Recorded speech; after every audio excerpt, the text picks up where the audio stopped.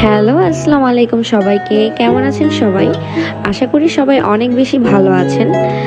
তো আজকে আমরা এসেছি আমার ননদের বাসায়। আর ওর বিয়ের প্রোগ্রাম অলরেডি শুরু হয়ে গেছে। আমাদের অনেক মাস ধরে প্ল্যান ছিল এই দিনটার জন্য। তো ফাইনালি সেই দিন চলেই আসলো। তো মেহেদি ওদের ঘরেই হয়েছিল। তো আমরা চলে গেলাম ফুপির বাসায় গিয়ে আনিকার মেহেদি প্রোগ্রামে আমরা অ্যাটেন্ড করি। তো সবাই মিলে ওর ফ্যামিলির যত মানুষজন আছে, ওর কাজিনরা প্লাস ওর ফুপি খালামণি যারা আছে সবাই কম বেশি একই ধরনের ড্রেস পরে এসেছে।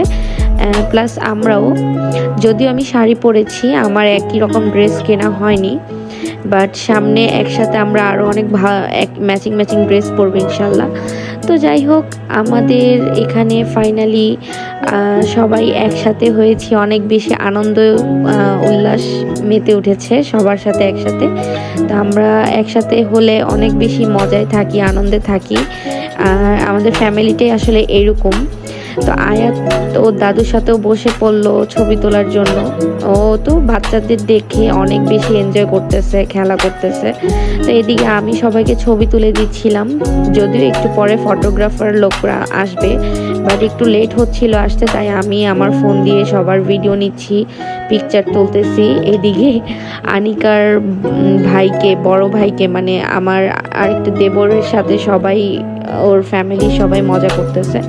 তো আনিকা মেহেদি দিতে দিতে একটু বোর হয়ে যাচ্ছিল, তো এই ফাঁকে ওকে একটু সবাই ছবি তুলে নিচ্ছিলাম আমরা।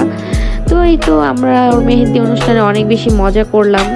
শেষে রাত 12টার দিকে অলমোস্ট আমরা সবাই যার যার মতন বাসায় চলে আসি। তো এর পরের ভিডিওতে আপনারা ওর মেহেদি প্রোগ্রামের পরেও হলুদ, বিয়ে, রিসেপশন সবই দেখতে পারবেন ইনশাল্লাহ।